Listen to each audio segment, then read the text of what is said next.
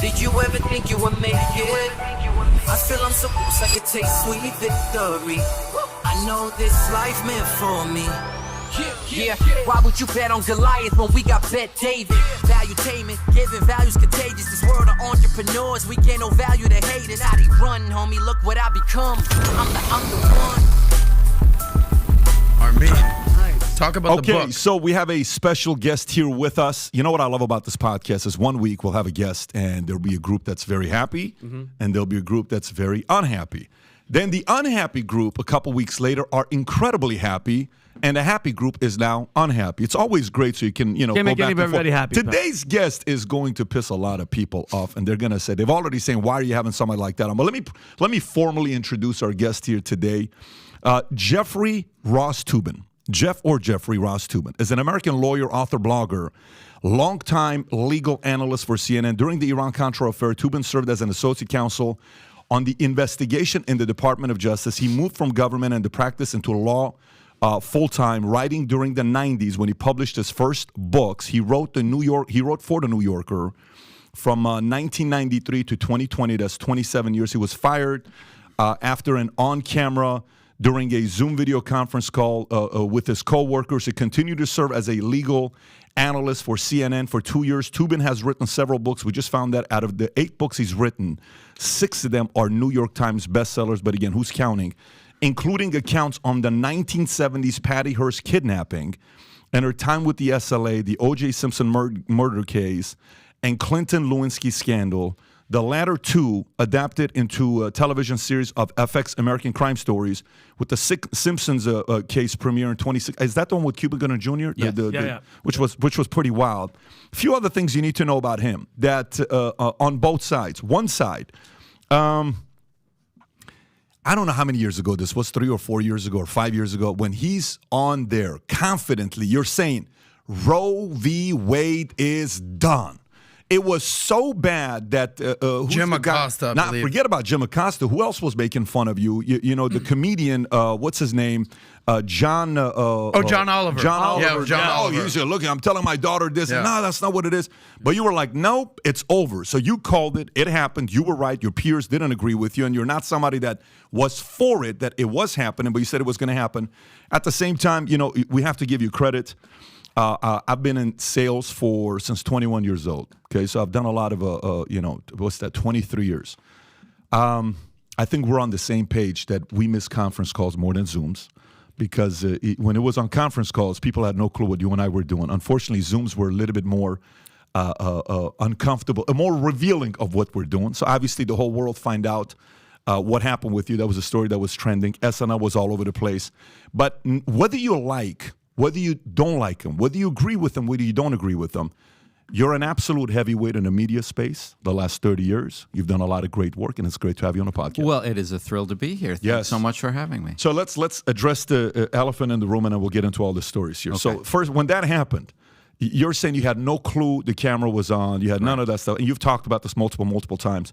My question isn't about your apology. You've already addressed it. And I actually like the way you did it. There's some people that didn't like it. You just kind of said, look, as a lawyer, I can't even defend this. I can't even say anything about it. This is what I did. I'm manning up. I screwed up. It is what it is. I wish they would have kept me, but I understand their reason. And these guys brought us back. Some people said, why would you bring him back? He should have never had the job. People for lesser things were fired. Megyn Kelly's been critical of you. A lot of other people have been critical of you. But you owned up to it. You just said, this is what I did. My question is, what do you talk about during therapy for something like that? Look, where to start?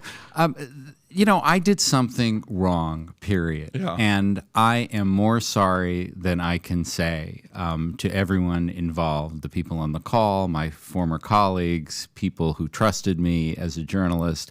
I've been working to restore my reputation since then. As I say, I don't make excuses. I only make apologies. I'd like to think that, as we say in school, as we used to say in school, I know this is on my permanent record, but I like to think it's not the only thing on my permanent record. And, all I could do is, offer a complete apology and try to get on with the work that I do. I would say this part from my perspective. Okay, I don't think you can be in media for 3 decades without having some dirt that comes out on you. Whether it's going to be a DUI, you remember who was the guy that was the best Monday Night Football guy, and then he got a DUI leaving a restaurant in Santa Monica? Michaels. Al Michaels, and he addressed it. I got something embarrassing to say. I got a DUI. Cop pulled me over. It doesn't matter who you are, whether it's politics, media, all this stuff. You're eventually going to do something that's going to be screwed up. Yours happened to be something that every boy has gone through what you've gone through, except most people get caught with their parents. It's not on a Zoom, so you're like the GOAT status of getting in the space that you went. But the question I have for you is a very different question. Mm-hmm. I run an insurance company. We've licensed 45,000 agents. We sold the company last year, but one of the things that I had to learn as a CEO. When I ran an office with 66 agents, I knew everyone's dirt, and it wasn't big dirt. And then all of a sudden, one of our best guys got a divorce. And then all of a sudden, one of our guys got a DUI. And all of a sudden, one of our guys, we love this guy, cocaine issues, boom, we lost him. Another guy went through marital issues. Another guy went through drug issues. And then eventually, everyone's like, why is this happening? And I'm like, listen, everybody sins in a different way. Everybody's going to do some stuff that they're going to do. Unfortunately, some of them are going to be public and humiliating, and we got to kind of go through it. And it seemed like the bigger and bigger the company got, the more stories like this happened. Was there a part of you, because one guy called me one time and he says, do you know what that guy is doing? Do you know what that guy's doing? I said, listen, you claim you're a Christian. I do. Listen, man, you may want to not be that judgmental, because in about a couple of years, it's going to be your turn, and you're going to want people to be a little bit more gentler on you, okay, when it comes down to your turn. Did at any point for you, did you kind of sit there and say, shit, this is pretty embarrassing, and I've been the one that's kind of been hard on that guy and this guy and that guy and this guy? Did you by yourself, I'm not talking wife and kids and all that stuff and colleagues, just you versus your like yourself. Did you say, you know what, as much as I don't like that guy, yeah, that guy also did something here and that guy also did something here.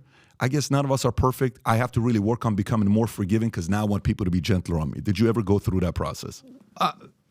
Short answer, yes. Okay. I think, when you have sinned publicly, you are aware of others who have sinned publicly. I think one thing that I felt, I don't want to say positively about, is, even back to the days when I was a prosecutor, I was never the lock them up and throw away the key kind of person. And that's not the kind of journalist I've been. I have written about people who have made mistakes, who have come back from them, and written positively about that.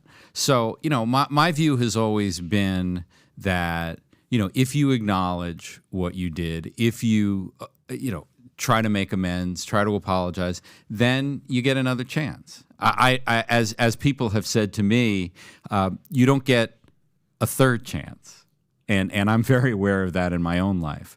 But I don't feel like, of all the things you can accuse me of, and I think there are a lot, hypocrisy is not one of them. I'm not someone who has always been, one strike and you're out kind of person. And so in that respect, I think my reaction is consistent.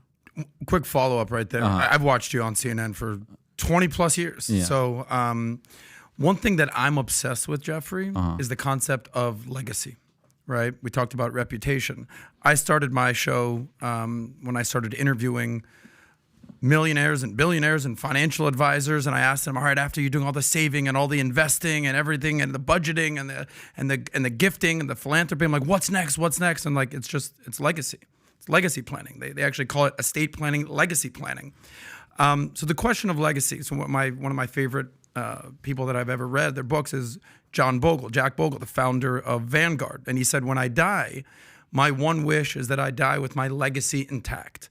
So you've been working in media 30 years, right? So Pat reads your bio, and of course, you've done all this work, 6-time New York bestseller, and then it's like, oh, by the way, you got caught jacking off on a Zoom call. By the way, like, that's part of your legacy. That's part of your reputation.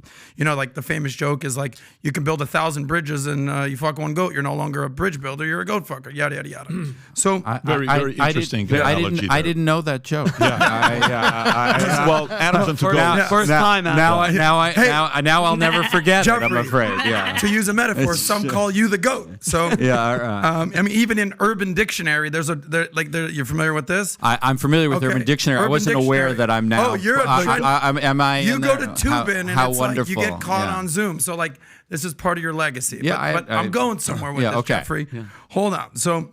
But we also understand that America likes a comeback story. We talk about this all the time. Is that like this is America? You get second chances. You didn't kill anybody, dude. Like you didn't do anything like felonious. Like you got caught doing what dudes do. You just happen to do it fucking in an embarrassing fashion. You know, it's rough. My question is, everyone's gonna have that lowest point in their life. This was clearly your lowest point.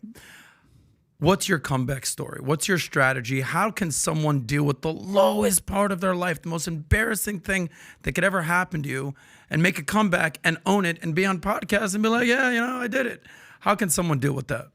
Well, I guess my two ways. One is acknowledge and apologize. Not, one of the things that I often thought. I've covered a lot of political scandals, and one of the lines that always irritated me was people would say, "Well, I'm sorry if you were offended," which is not a real apology. Yeah. That's like blaming you.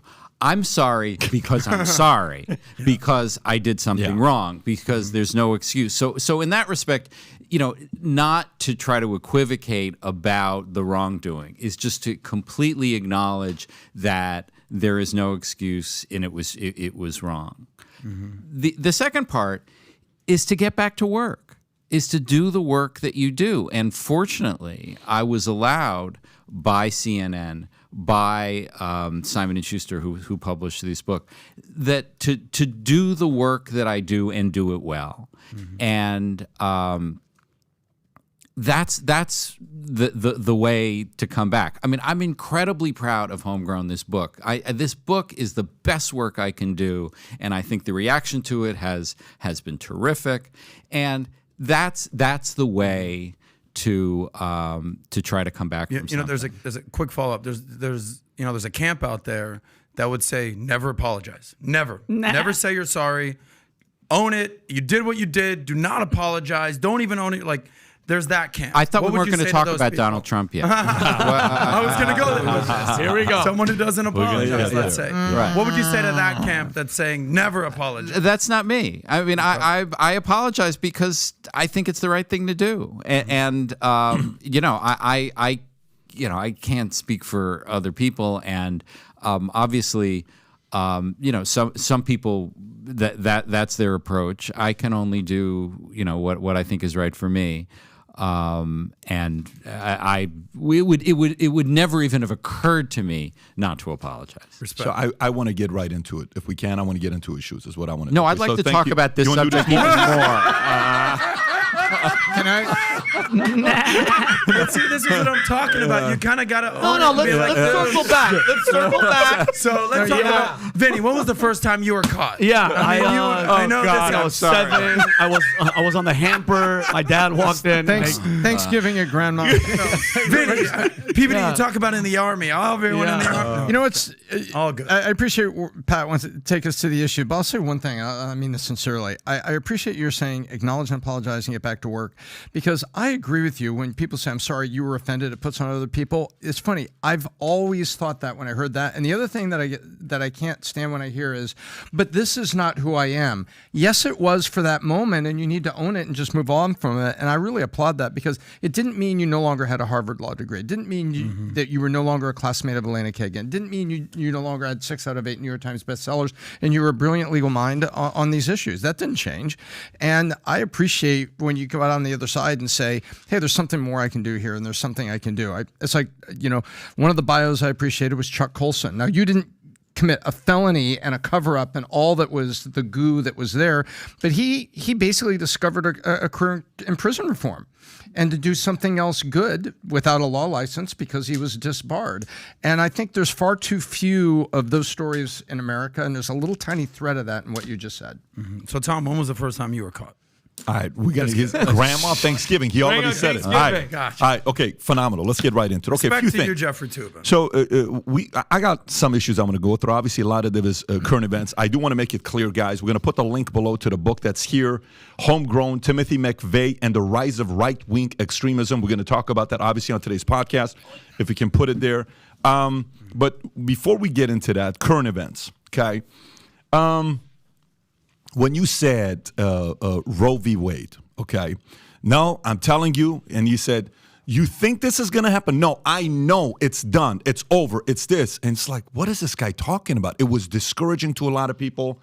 And then, boom, it happens. Was it because in your mind you're sitting there saying, these 3 seats, presidents come and go, but these 3 seats, 6-3 or 5-4, this stays for 20, 30 years, right? When you made a comment like that about Roe v. Wade, and then right before midterms, I don't know what the timeline was, 6 weeks before midterms or whatever it was when they, made the whole thing and everybody's last June. Yeah, and it was supposed to be, a red wave, and it ended up not being a red wave because America's like, listen, man, I would have been a red wave, but this thing that you guys did, probably not. Some on the left and the right. It's not like it's just a left issue, both sides. What made you be so confident at the time to say, I think this is going to happen? Well, I've covered the intersection of law and politics for my entire career. And, abortion has been the most contentious issue between, and frankly, it is between left and right in this country. And, you have to go back to the 2016 campaign. And remember, Donald Trump, as a private citizen, was open about being pro-choice, in favor of abortion rights. So when he's running for the Republican nomination, he had to convince the evangelical community in particular that he was trustworthy on their issues.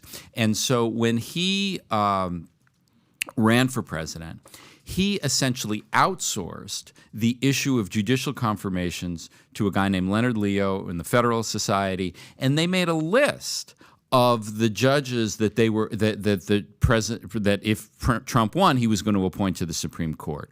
And those judges were all clearly identified with the anti-Roe v. Wade position. And this was an extremely effective thing that Trump did to ingratiate himself with the Republican Party, because most of the Republican Party at this point is in an anti-abortion position.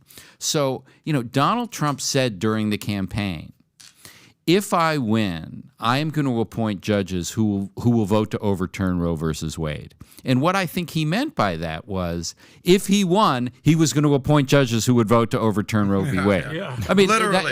That's Take him at his word. And he appointed the three justices, Gorsuch, Kavanaugh, and Barrett, and they did what was expected of them. It was not any great, prediction of mine. It was just listening and watching what was going on, and it was predictable.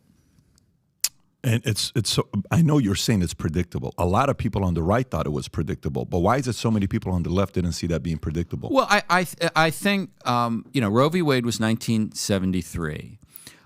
There were a lot of Republican nominees since 1973 who turned out to be supportive of Roe v. Wade. Think about it. John Paul Stevens, appointed in 1973 by Gerald Ford. Anthony Kennedy and Sandra Day O'Connor, appointed by Ronald Reagan. David Souter, appointed by George Herbert Walker Bush, all of whom wound up being pro-abortion rights on the court. So I think there was perhaps some sense that, when push comes to shove, the Trump appointees won't vote to overturn Roe v. Wade. I recognized, I think correctly, that the politics have really changed, that abortion was so central to Trump's appeal to the right in his campaign that there was just no way he was going to appoint any justices who would wind up voting for Roe v. Wade. So it really is about the evolution of the Republican Party. That in the 70s and 80s, there were a lot of pro-choice Republicans. That is not the case anymore. as particularly among Republicans who vote in primaries, and the that abortion rights has really become a party line issue in the way it wasn't in the past. And to kind of reference the story Pat's basically identifying was that it was a CNN panel hosted by Jim Acosta. You're on there, legal analyst, handful of other people, and they're play a John Oliver clip. And you were blunt. You're saying Roe vs. Wade is now dead, done, official. This is in 2019, I believe. Well, yeah, it was after Trump was elected. Whenever it was, but clearly you're years ahead of your time. You nailed it. You called your shot. And the way that, you know, how they say that facts don't care about your feelings, the way that you said it was so blunt and so to the point. People were shocked on the panel. John Oliver, who you reference, is like, Jeffrey Toobin is the kind of guy that's going to tell his kid, you know, not, hey, I'm just going to send my dog out to pasture. It's like, we took him to the park, we shot him in the face, he's dead now, right? Like, just blunt. So what kind of backlash did you get from people internally in your world saying, Toobin, how the hell could you say something like that? It's offensive. Not really. I mean, I didn't get any backlash. I mean, one of the things that I think people don't understand, you know, I'm trying to remember. I mean, I worked at CNN for 20 years, so I can't, you know, account for every day. But, you know, once you establish that you know what you're talking about, people don't tell you. You know, I imagine people said, "Wow, you know, that was pretty definitive. You really think that's true?" And you know, frankly. One of the things I don't love about cable news, in terms of my own experience there, is the whole prediction business. I mean, it's very nice that you were focusing on a correct prediction that I made, but I made plenty of wrong predictions. most prominently, and one that I have thought about a lot over the years, was that Hillary Clinton was going to beat Donald Trump in 2016, and ever since then, the fact that I was so wrong about that has made me very cautious about counting Trump out at any point under any circumstances. Even now, you know, I am very aware of how wrong I was in 2016. A lot of company in being wrong, but that's, you know, you know, I just think. Humility is really called for in terms of political predictions in this country, and you know, and that goes for 2024 as well. Right now, with everything that's going on with the election, okay, you're seeing DeSantis, you're seeing Trump, you're seeing RFK, you're seeing Vivek, you're seeing, you know, Gavin. Obviously Biden, Newsom was on Hannity, all this stuff. A year from the Republican debate, the general election. Republican versus Democrat, when they face each other, who do you think is going to be on that stage? Do you think it is going to be a Biden-Trump? It certainly looks that way, yeah. Do you think there's any chance Newsom gets in there? Any Zero. chance? You're saying zero chance. Zero really? chance. Tell me why. Why do you think? Because I mean, unless Biden withdraws. There is no chance that Newsom runs against Biden. Wow. Oh, against. No, I totally agree with the against part. I agree that the against. But do you think... Okay, did you see him on Hannity? I did not see him on Hannity. By the way, he showed up. He represented. And to me, if you think about a guy, I left California because of Newsom, you know, because of those policies. So I'm not somebody that's sitting here saying, oh, you know, great with these policies. I can't say that part. But if I were to say, if I have a choice between a Newsom or a Biden going on meeting with the enemy or anybody else representing the big stage, Newsom looks presidential. Biden looks like he's past that. So wouldn't Democrats want more a Newsom than a Biden? Okay, let me qualify what I was saying. I am assuming, I mean, Joe Biden has declared for re-election. I mean, he is a candidate. Assuming he remains a candidate, there's zero chance Newsom will run against him. If Biden, for some reason, were to fall withdraw, down some stairs, fall down some stairs, break his hip. Yeah. You know what happens to people in their 80s. Yeah. Then definitely I think Newsom might run, but and then it would be a free for all. I mean, there would be a lot. You know, vice president would run open primary. It would be. There would be half a dozen candidates within a couple of weeks, but. every sign I have is that Biden is going to remain the candidate. I think he's going to be a strong candidate for re-election. But you think he's going to be a strong candidate for real? I do. Why do you think? Well, first of all, most incumbents get reelected. It is unusual. I mean, Jimmy Carter lost, Donald Trump lost, but other senior than that, lost, yeah. The senior lost. So but most candidates get reelected. If the economy remains in a good place, if abortion, as I think it will remain a very big voting issue, especially for moderates and independents. There's a big difference between Donald Trump and Joe Biden on abortion in particular. And if the country is doing well economically, no candidate, or let me put it this, every candidate has problems. Joe Biden's problem is that he's old, and but the country's gotten used to him, and he's not going to overcome that problem by becoming younger. But if he maintains the level of activity and involvement that he has now, I think he's going to be a strong candidate. Yeah, I mean, so I'll from a perspective of approval rating, one of the lowest ever approval rating he's got, right? Even as a person, let's just say if you got a guy on your side and you're a Republican, you're like, that's my president, but he's got that kind of an approval rating. Man, I'm concerned about putting this guy in as my starter. You're as a Democratic side. You got a low approval rating. The percentage of Democrats that don't want you to run, the people on media, MSNBC, CNN, that also don't want this guy to run, they would like him to step aside and have somebody else run. It's not like it's just a Republican Fox News or Breitbart or whoever these guys are saying that. It's people on both sides are saying that. By the way, I have to be honest with you. If I'm a Republican, I would much rather have Biden run than Newsom run. I don't want no Newsom run. Newsom's the way for Newsom. I think that's. Let me give you my argument. I want to hear from you. I want you to push back. That's why you're here. Yeah, I don't want you to agree. So for me, I think one of the things that some of the independents respected about Trump, they're like, where is the meeting? Who wants to do it? CNN? I'll come. That's enemy territory. MSNBC, I'll come. 60 Minutes, I'll come. I'll come. And one of the criticism with Obama was like he did that one Bill O'Reilly thing, and that was it, right? Stop. But that's Obama. Biden's not Obama. Obama can't get away with that because it's Obama. Biden, he doesn't meet with the enemy. Newsom went and sat with Hannity. Hannity's good friends with Trump, and he handled it. That's got to be something where you're like, if this guy is willing to go there, sit calm, no notes, 0 notes in his hand, you have to see this, very impressive.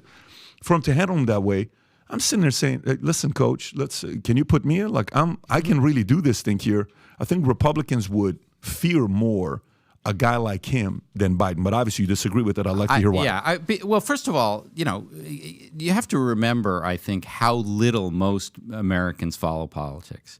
Gavin Newsom is probably known by 20 to 25% of the voting population. Would you say the same about DeSantis? Would you say? No, he's probably better known by now because he's been a national Newsom is candidate. ahead than Newsom is lesser known than DeSantis. I got you. Yeah, because DeSantis is running for president, and he's gotten a lot of attention. Fair enough. And also, California is perceived by most of the country as to the left of the rest of the country, and it is to the left of the rest of the country.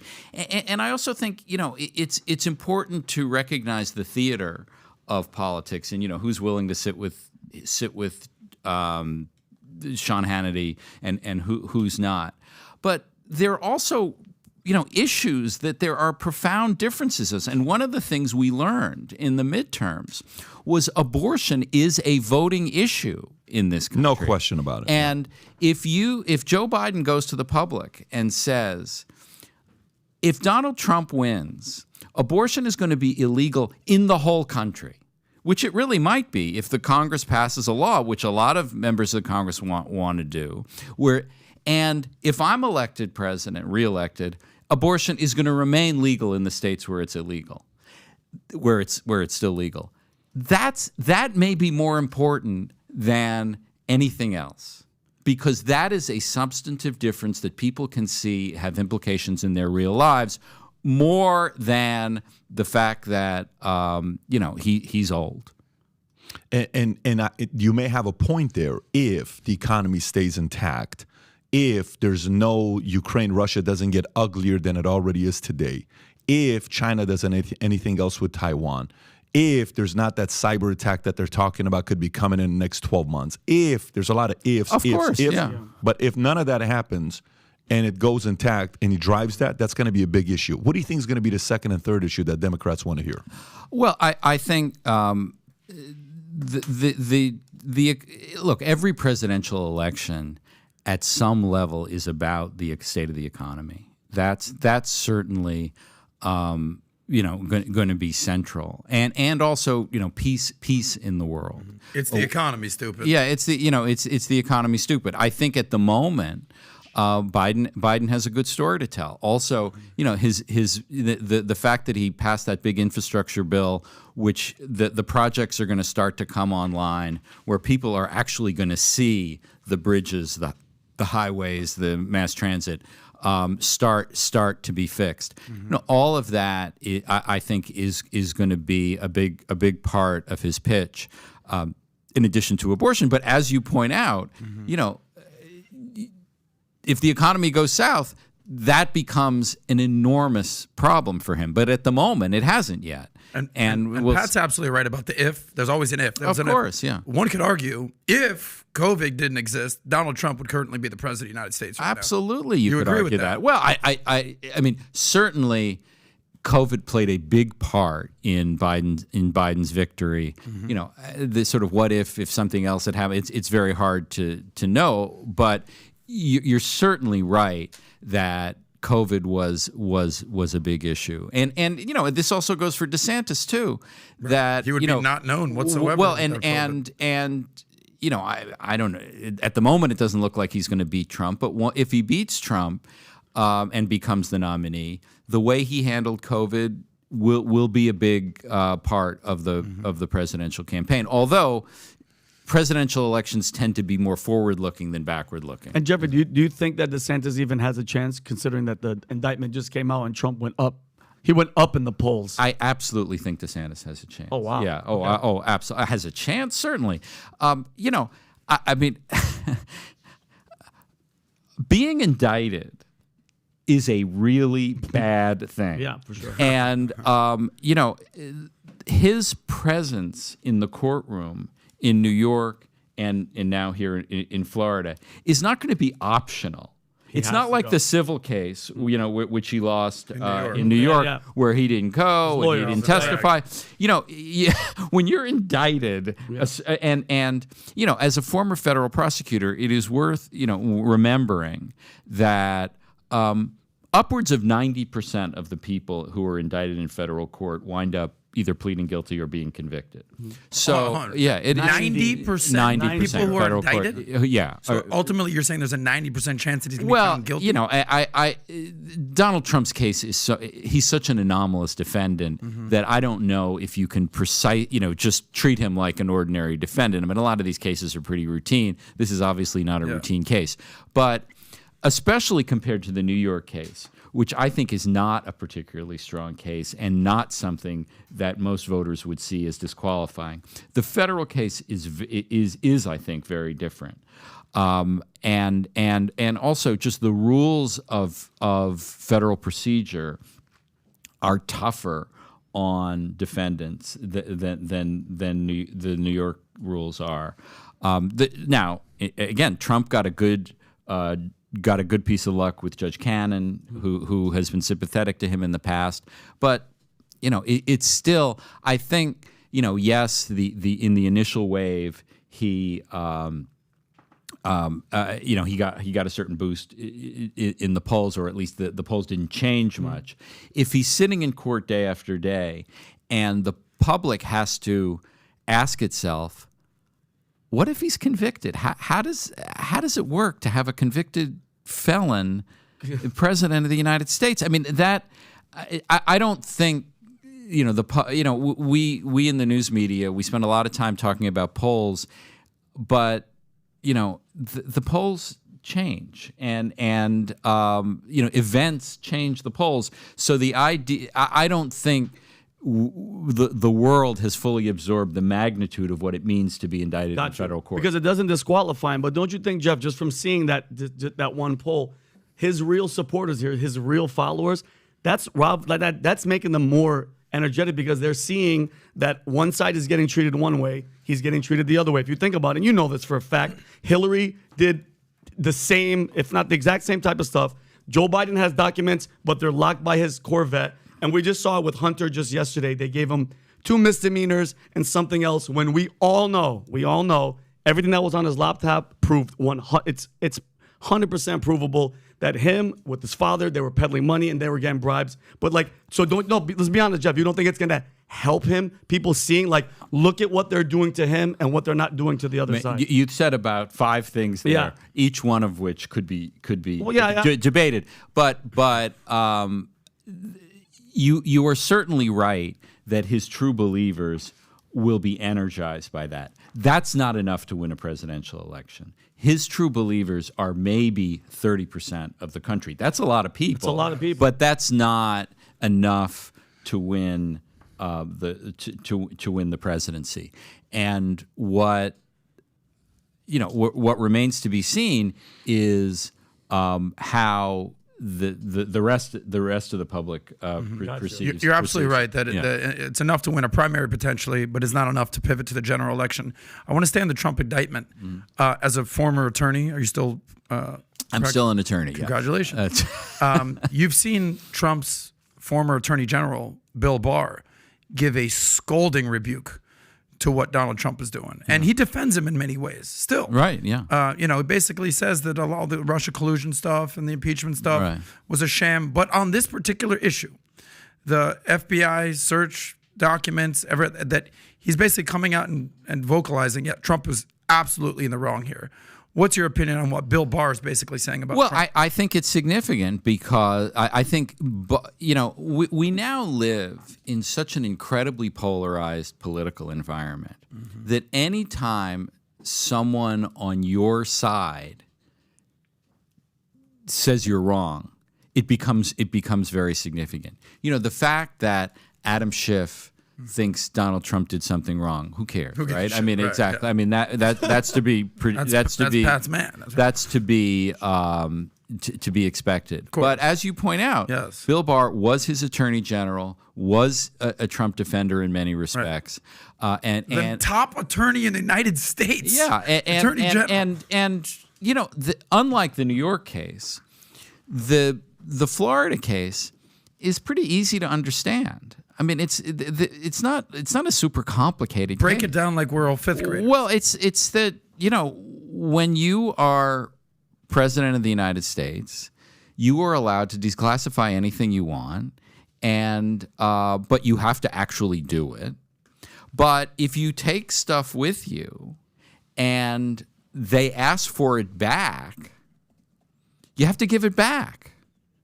And he seems actively to have known that he had stuff that he wasn't supposed to have, and then in the face of a subpoena said, I'm not giving it back anyway. That's a crime. That's a crime that other people have been prosecuted just for possessing the documents. Forget not giving them back. And it's not. And this is where the difference from the Hillary Clinton and the Joe Biden situation comes along. They were never asked to give back, and they found the stuff and gave it back voluntarily. Not Hillary. Well, no. Hillary destroyed. And hold on, Hillary Clinton had all the BlackBerries destroyed. She had a server in her basement in her house. And as a United States Air Force veteran who had top secret clearance, that was just all over. That was done way before any request was. No requests are not. But hold on, but the FBI asked for it. They destroyed everything. No, they destroyed it earlier, before the FBI. What is she destroying, though? But you're allowed to destroy anything. I mean, in your private property, you're allowed to do anything you want. It's a little weird, It's a little suspect. That's a little weird.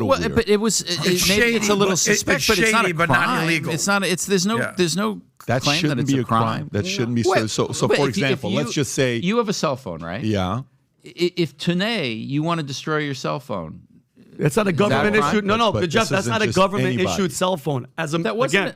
No, those are all black. That was all of her staff's BlackBerries. They destroyed them, and then all her emails, they did that white, what's it called, Rob? Where they took all that white shit where you can't ever see it. Bleach bit? That's what it's called, bleach bit. Come on, Jeff, if you can't admit that there's a double standard right now, and the day that the indictment comes out, it was the same day that we found out about the Hunter, Burisma, everything. The timing is perfect. But Hunter Biden was prosecuted by Trump's U.S. attorney in Delaware. Okay. Merrick Garland recused himself. This was entirely a decision by Trump's U.S. attorney. How was that Joe Biden protecting his son? I mean, that was not Joe Biden and Joe Biden's attorney general had nothing to do with it. The whole issue was the whole prosecution was conducted by someone appointed by Donald Trump. Right. I think that the issue here is optics.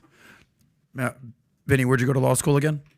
United States Air Force. Okay, gotcha. So you're not a legal analyst, but he does have an opinion. Hold on, hear me out. You don't have to be a lawyer. I mean, correct. I don't buy that. My point is this: there's a lot of people who share Vinny's opinion, right? They're not reading tort reform, or they're not going to law school. But I'm not. They're dumb. just basically saying something's fucking fishy here, bro. But sometimes it takes a legal analyst to be like, hold on. This is how the law works. Well, and also, Senator Daniel Patrick Moynihan was someone I covered a lot, someone I liked a lot. He had something that he said something that always sticks with me. He said everyone's entitled to their own opinion, but they're not entitled to their own facts. Yeah. And the idea that Joe Biden or Merrick Garland gave Hunter Biden a sweet deal. Yeah. It's just not a fact. Now, you can argue that Hunter should have been more harshly dealt with, but you can argue that it was somehow a Biden initiative that he did it. I got a question for you.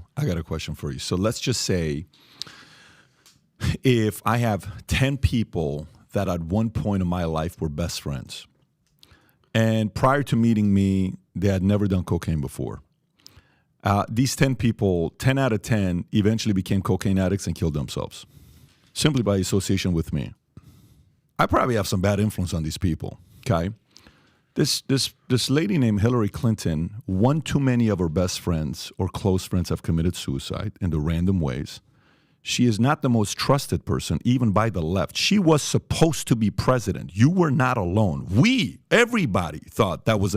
3:30 in the morning, I'm on a call with Tom, and he's saying, we're silenced like on what's going on. You know the video with all the people losing their minds, crying, all this stuff. I mean, the New York at the convention? Yeah. The convention was already set up. She called, all this stuff. Sure. Nobody believed it. But why? Because people didn't trust her mess. Some of the stuff that came up, even with Comey said what he said, and that didn't help her 2 weeks prior to that. The level of double standard with how she handled herself, that for sure is there. There's no questions about it. When you say something like, well, you can do whatever you want to your phones and you can do whatever you want to this, I get that. But if the other guy would have said, hey, accidentally these files burned. There was a fire in Mar-a-Lago. Oh, it wasn't. You guys would have lost your mind if you would have said there was an accidental fire. All I'm saying is I'm talking only to libertarians and independents. I'm not talking to Republicans, and I'm not talking to Democrats. I'm not even talking to rhinos.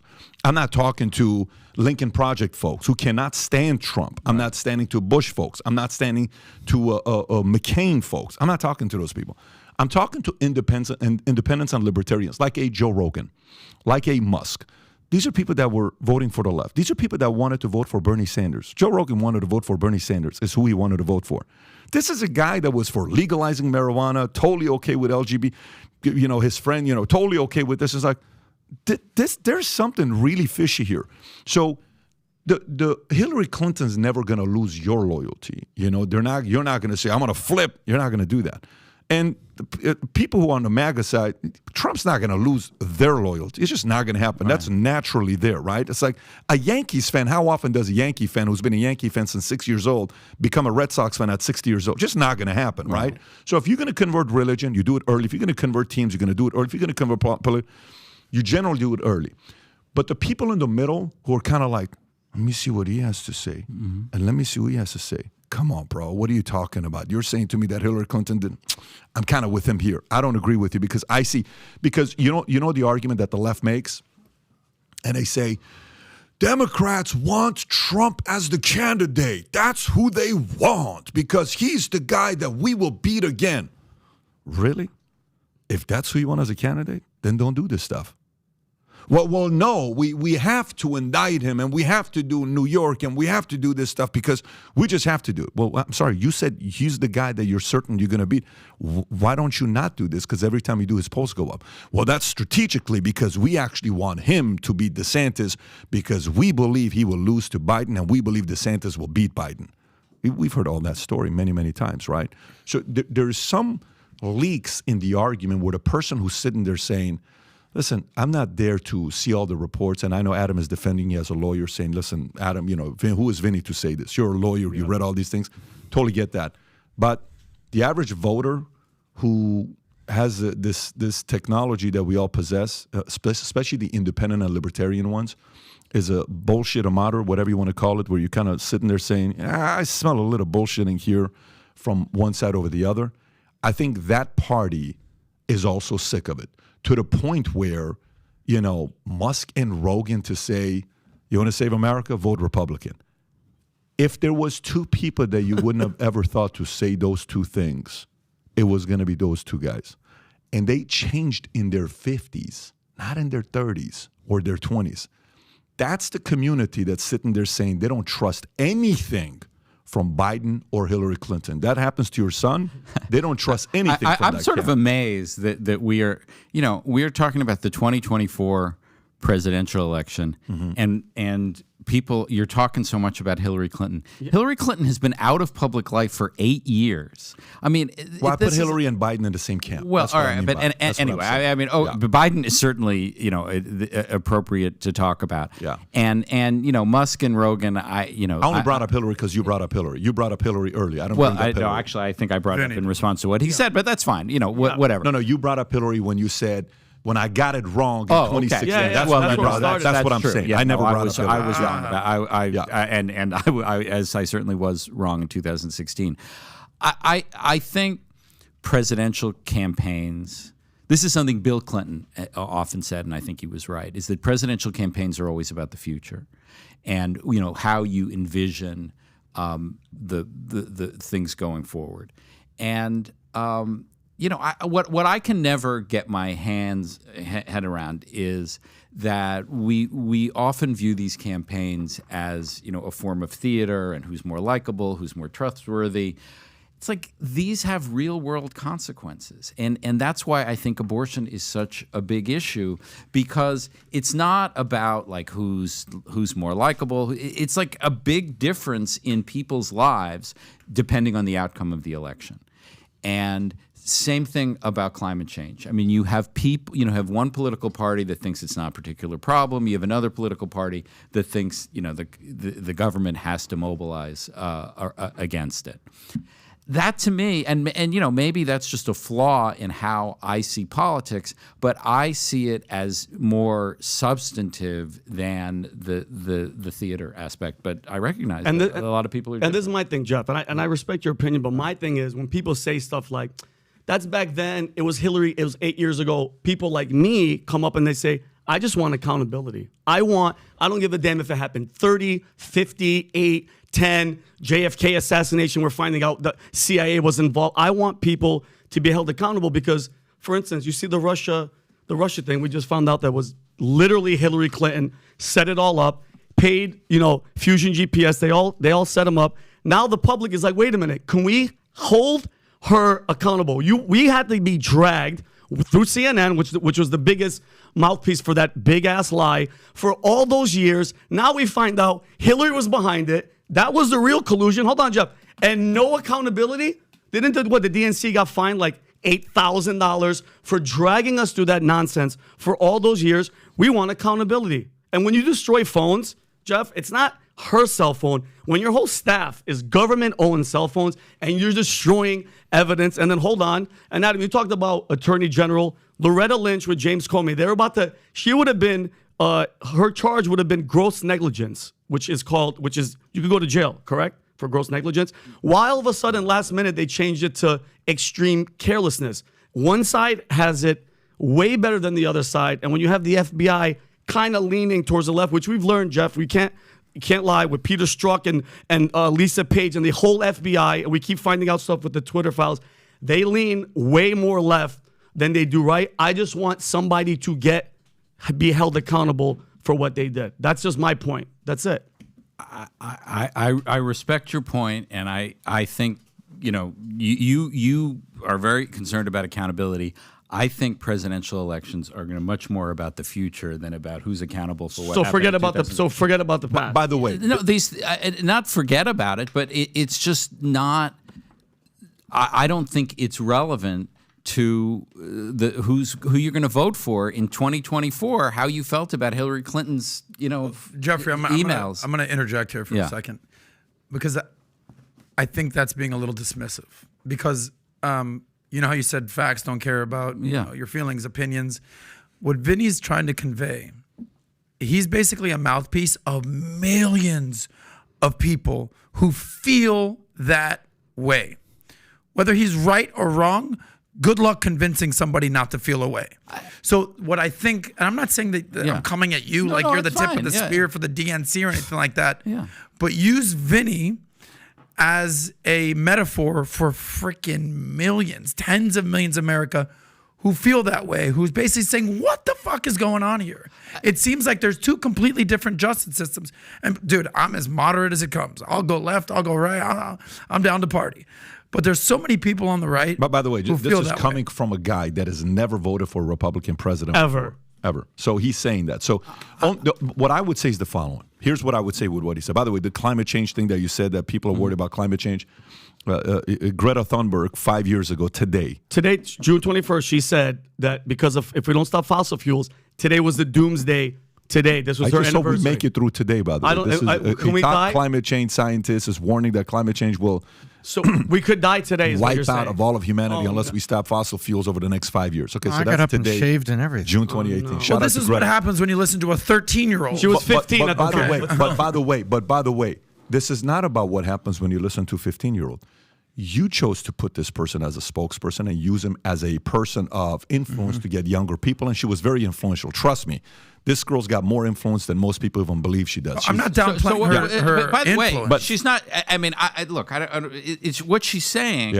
Is not that that on 5 years from now humanity will cease to exist. It's that eventually, and if you look at the melting of the polar ice caps, the melting of Greenland, the melting, the rising of the seas. That's not an unreasonable prediction. That's not an unreasonable prediction at all. You really believe that? That climate change is going to affect. Come on, man. I think it obviously affects. You don't think climate change is going to affect? I mean, here we are sitting in South Florida. You don't think the rising seas is going to affect Miami? Climate change is.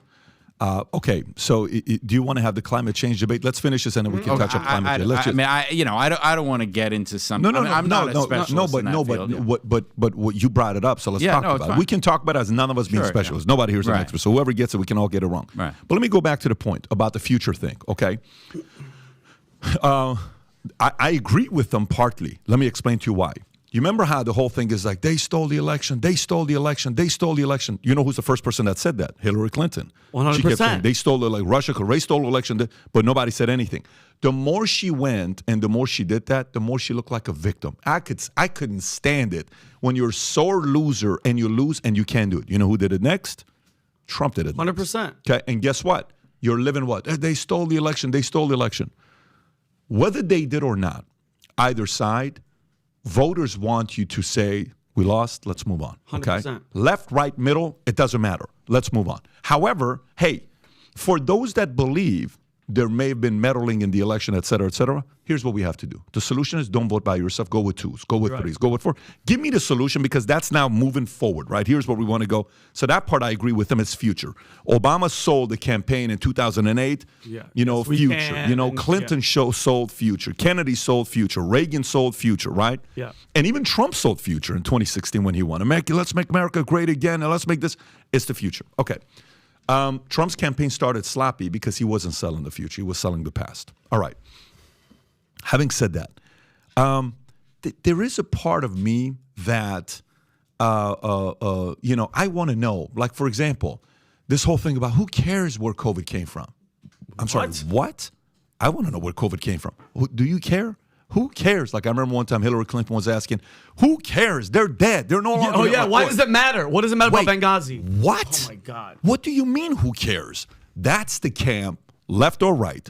That's the camp that says, who cares? We're already past this. No. Listen, COVID ruined a lot of people's lives.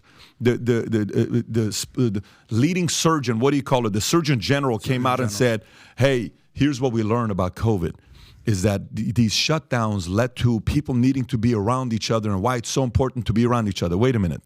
You just realized the Zoom concept didn't work working remotely, that we need to be around each other because we need each other's company? We're just starting to realize that? Now we're just starting to realize how this affected kids? No. We can't say who cares. We have to go back and find out what happened to prevent it from happening again. And if China did it, they have to be held accountable. And now we know the first 3 cases were the doctors that were out of China, Wuhan. That came out. That's not even something that's being debated about. It's public information that they're talking about now. We have to find that out, okay? And we have to find out whether Fauci was involved with different cases. Was he, gain function? Were they doing that? Were they not doing that? Was he involved with this? Who was funding it? Where did the money come from? People want to know. There's a reason why. Like, think about messages that go viral. For example, what did we learn midterms? Republicans screwed up royally, not a little bit, royally. They screwed up with abortion. You're 100% right. No one's disagreeing with that. But watch this here. Who's RFK? Robert F. Kennedy. He lost his father and he lost his uncle. 2 people that were loved and admired, probably by both sides. Establishment didn't like those guys. The establishment couldn't stand the Kennedy family at all because they were going up against the establishment. They couldn't stand those guys. So, all right, can you go on Amazon and type in Robert Kennedy Jr.? If you can just go on Robert Kennedy Jr. I think nobody wanted to publish this book through anybody. Go to the Anthony Fauci one. I read that. It was a great book. Okay, Scary. So zoom in a little bit. It's number 4 this week. This thing was written 2 years ago. It's got 23,000 reviews, over 1 million copies sold. And who published it? Go to the bottom. Go to the bottom. Let's see who published it. Go to the bottom. Keep going. Oh my God. Okay, so looks right like there, they have zoom terms in. of agreement on Instagram. Skyhorse Publishing. Yeah. Who is Skyhorse Publishing? Go Google who Skyhorse No, is. they publish a lot of books that other publishers won't. Don't Oh, gotcha. So it's kind of like certainly true, yeah. Yeah, okay, perfect. So Skyhorse Publishing takes some of the guys that people don't want to publish. So then the question becomes, why did the book do so well? Why did it sell so many copies? Maybe because people want to know. Why did Roe v. Wade create such a big, maybe because that's an important thing to women, including left and the right. So guess what, Republicans? You have to respect that and pay attention to it. Guess what, Democrats? You have to find out what the hell happened with this Anthony Fauci guy. So to me, the only point I'm making, I'll kind of turn it back over to you and then we can go to the next subject. The only thing I'm saying is, the future part, I'm with it. I agree. You have to sell the dream of the future where we're going. But the accountability part, if there's not really any law and order, then this whole thing about a guy like O.J. Simpson who got away, which, by the way, you're not liked by O.J. Simpson. No, I'm aware of that. But by the way, you know what that says? That's a compliment. Well, my dad always used to say you can tell someone you can tell a lot about someone by their enemies, and the fact that O.J. Simpson is my enemy, I'm good with but what I'm saying to you is, I respect the fact that he doesn't like you because we wanted to know what happened. So there's a part of the accountability part that there's a lot of people that are saying, I just want to get to the bottom of it, see who was behind it. Well, and this is the thing, the COVID thing, interests me for a specific reason. I mean, there is a active scientific debate about the ultimate source of COVID. Did it come from a lab? Did it come from an animal? An animal. And 100%. I'm just a guy who went to law school. I know fuck all about epidemiology. How could you possibly ask someone like me what the source of COVID was? Oh, that's not what I'm asking. No, but in general. But I'm saying, but what I'm That's why we saying rely on is Vinny. we should ask Vinny about the source of COVID. But Shut up, Adam. that is a question that should be addressed in good faith by people who have some idea about how to determine that. I don't know the source of COVID. Yeah, but Jeff, I mean, That's not that what to I'm me. asking, But that these questions not that what I- become politicized, it seems ridiculous to me to have political debates about something that is a scientific question that people should address. And I'm agreeing that there should be investigations of all that stuff. By the way, Brett Baer, did you see the interview with Trump? Yes, I saw excerpts. Did you see? Did you think he did a good job? No. Oh, You mean Brett Baer? Yeah. Oh, I thought Brett Baer did a very good I job. agree. Yeah, I think Brett Baer did a great Very job. good job. And you know how he said this person got fired. That person got fired. This person got fired. Why do you not have a good, hire? So he asked a tough question. And then, hey, why is it that you're keeping on to it? They were trying to get it from you. Well, I wanted to first make sure. Okay, so guess what? People want to know. Great. But people want to also know with the Corvette back and with the notes, what you had there is with Biden. People want to know as well. People want to know and there is an investigation going on about Biden. Yeah, absolutely. All I'm saying to you is people want to know. We want to know what's behind the truth. The comment about the fact that I'm not an I'm not the expert, I'm not this, I'm not that, I'm totally get it. The element of that approach when you say something like, well, you're not the expert in this and you're not the expert in that, there is a very clear, pompous, elitist message behind that. Just like this week when MSNBC and CNN, well, we know the president is talking right now, Jake Tapper and Rachel Maddow, but we know the president is talking, but we are not going to let him have any airtime, and we're going to update you on whatever he says that's necessary because we know he's going to tell lies. I'm sorry. Do you think I'm a moron? Do you think I don't have a mind for I can't make... What the hell is America all about? You just said I'm a moron. That's what you just said to half of America, hey, America, you're a moron. You can't think for yourself. That's why you need me, because I went to this elitist university called whatever, Columbia. I don't know where Rachel went to. And I know what's best for you. Guess what? I don't like that. That's why I left Iran. There's a reason why we don't live in Iran for 10 years. 10 years old when I lived in Iran, we went to Germany at a refugee camp for 2 years. Then we came to America because I want me to make the stupid decision on who I vote for, not you. Let me make the stupid decision of voting for Biden or Trump. There's a part of that where when we say, I'm not the expert, you're not this, well, no, you're a smart guy. That's why you're here. You're not a regular schlep off the street that doesn't know what. You've been involved in a lot of different things I've investigated. All I'm saying is for us to take the approach as well to say, hey, you don't know what you're talking about. You don't have this. You don't know what you're talking about. No, we're here because we don't know everything, but we're here to question things and say, this kind of sounds a little fishy. Don't you want to know about it? I do. Well, no, let's just live in the future. Forget about the past. No, I don't want to do that. I completely agree that, everybody that we don't have tests to determine whether you're entitled to express an opinion on a subject.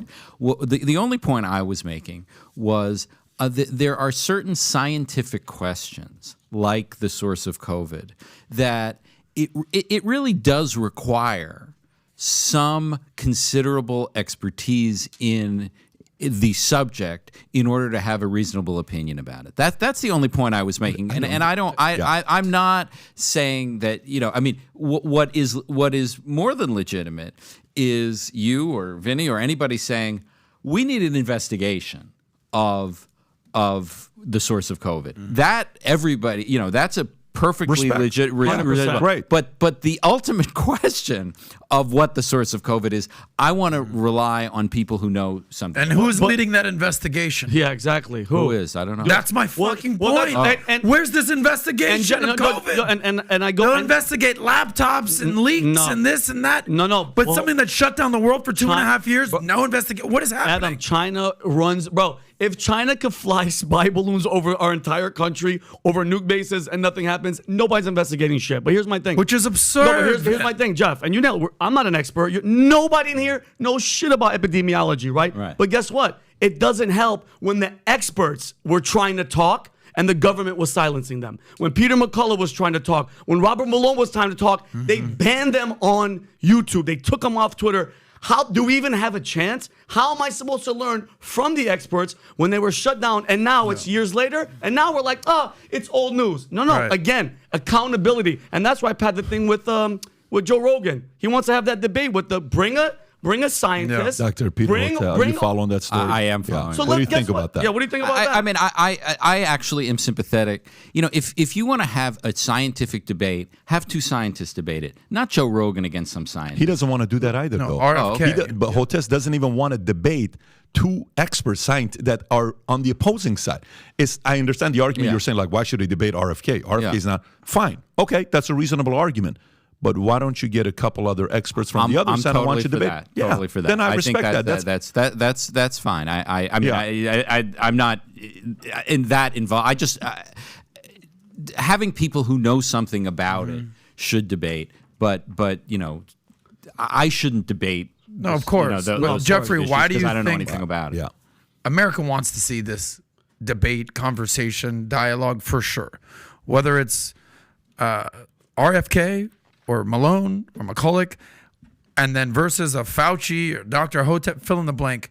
In your non-expert legal opinion, why do you think this debate has not happened? Why has it not occurred yet here in America? Well, it is happening. I mean, look, Where? look, we're having Where? this conversation. No. But none of us are experts. I'm talking experts. There are scientific papers being published all the time Not about a debate. COVID. That's That not is a debate. No, That it's is not a debate. Yeah, how many scientific papers have you read recently? I haven't read it, Zero. but I mean, that's- nobody's reading that. but that's- people want to visualize and see You're debate saying like just two like this. doctors debating with a camera on? Is that kind of what you're saying? I mean, for yeah, it? like a debate. Okay. Yeah. I mean, Not scientific Fauci and papers. Musk, Fauci and Malone. Not scientific papers. I think you will. There will be, given the level of interest in it, there will be plenty more discussion on this subject among people who know what they're talking about, and that's a good thing. I hope. And by the way, I hope so, because one of the things, like when you run a company, and you know, there's those that are complainers. And you can't give too much credit to complainers because they're everywhere. So these are the people that complain about everything. If a person complains about every single issue, they have this much credibility, right? But if a person who doesn't complain once a year, they say, hey, Pat, can I just bring something up? I don't like the way we do this here. You know what I do? I pay attention to what they have to say, Right. okay? So let's set aside the complainers that just complain about everything in life. What do we learn about people in America? Hey, this abortion thing, listen, it's legit. Kind of pay attention to it. It's very important to us. Check, get it, respect. Hey, this thing with COVID that ruined our lives. As a mother, I had to stay home and had to do this and had to cost my job. And I didn't want to take the vaccine, but I did take it, and I had to do this, and I didn't like that part. Can you guys please not do this again and give me a different option the next time around? You know what? This is not a complainer. This is a positive citizen. They go to work, they raise their kids, they pay their taxes. Check, let's pay attention to this. All I'm saying is let's pay attention to the people that are saying those things. Let's investigate that and give them an opportunity to see the opposing side. Especially because there are going to be more pandemics. There are going to be more communicable diseases I agree. out Exactly. there. I agree. And we need to know what works and what doesn't. And I think, you know, planning for future pandemics is what responsible government should Crazy do. question for you. Crazy question for you to see what you think about this. So, 1984, I think it is, that we make advertising. Can you look up when we made advertising big pharma legal in America? I think it's 84. And I think Prozac came out in 88, 87. If you can look up when Prozac came out and when we made it legal. What year is it? When we made it legal, is it, Google, search that, zoom in, you'll see it. Okay, anyways, while you're doing that, what do you think would happen if, out of a couple hundred countries in the world, whatever the numbers, 193 or 208, okay, only 2 countries Big Pharma gets to advertise in those countries, New Zealand and America, okay? What do you think about if a president campaigned and said, moving forward, guess what? If your product is good, they'll find it. No more advertising on media, TV, YouTube, social. Big Pharma, not necessary, because it's legalized drug dealers. If your work is great, if it's doing phenomenal, great. I feel a little bit uncomfortable that this person I'm paying $15 million a year, $10 million a year, this much money per year. Of course, they're going to say good things about the drug because I'm getting the money. Let's not do that moving forward. What do you think about us eliminating as a candidate? Would you, somebody who is on the, maybe on the left, supportive of more on the Democratic side, would you say, I actually would entertain the idea of getting rid of that? Well, and there's another very good argument for getting rid of drug advertising, which is, one of the big issues 85 with drugs at this, pharmaceuticals at this point is how much they cost. I mean, the fact that people can't afford the medication they need. In a world where there's advertising, why are we, through Medicare or Medicaid or through our insurance, paying these drug companies to advertise? I mean, it's not that we're it's not just that we may be getting getting unnecessary prescriptions. It's that you're adding to the cost just by the cost of advertising. It's a very legitimate question. One of the things that and I certainly knew this from my time at CNN. In an age when a lot of formerly big advertisers don't advertise anymore. Like, for example, I'm going to take the liberty of saying that all of you are old enough to remember when airlines used to advertise on TV all the time. Oh, big time. They don't advertise at all anymore. Nope. You never see a Delta ad, a United ad. If you turn on CNN, if you turn on MSNBC, if you turn on Fox, it's one pharma all ad after another. It's not just left or right; it's everybody. Well, and also this has to do with the fact that the news audience is older. Exactly. And I used to joke. I mean, this is sort of a dark joke. I love it. About when I was at CNN, that if you look at the ads, that our audience is 100% dying because of what they need. Like, there was one ad that was used to run all the time. It's like, take this drug if you have advanced lung cancer. Oh my God! It's like, can't we have a drug for people who have just a little bit of lung cancer? Yeah, where it's like, why do we have to have like advanced lung cancer? Yeah. But that's who that's the audience, and people. Fox has the biggest audience. They also have the oldest audience, and but across the board, the ads are for pharmaceuticals, because that's I want to show something. Rob, I'm going to show this to you because the point you're making right now. So do you know the patent laws in drugs in America? Do you know the patent laws? So the patent laws in America, pharmaceutical companies get 12 years guaranteed market exclusivity for biologists and 20 years for each patent, okay? So, it used to be 12. They raised it to 20. A senator and a congressman from the left and the right agreed to say, let's lower it to 12. This is not cool. Yeah.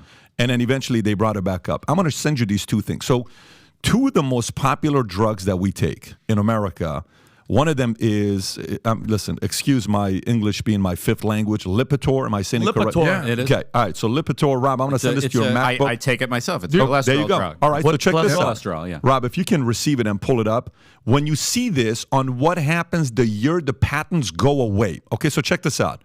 If you can show this. Rob, did you get it or no? Okay, I would run on this and I would show this because this whole concept of advertising pharma and us losing these people because they're getting paid behind closed doors, there's loyalty to whoever helps pay your bills. There's a loyalty to whoever's the advertiser for the most time. Watch this, for the most part. Rob, do you have them? Uploading. It's taking it's uploading. Yeah. Okay. So, there you go. So if you see the drop-off of these two numbers, the year the patent is over with. So it's showing what it's selling for and how much the patent expires.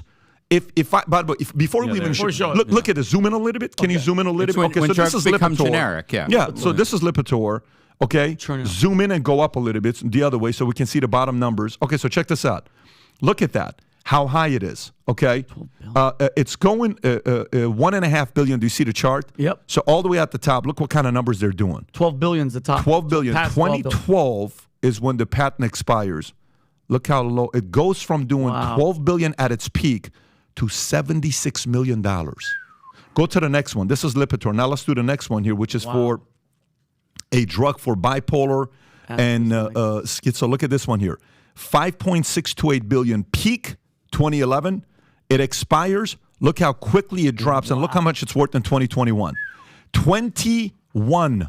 92 million versus 5.2 billion in revenues from one drug, okay? Wow. So this is the part where Americans are like, dude, so really, it didn't really cost you this much to make it? No, bro, it's like pennies on a dollar.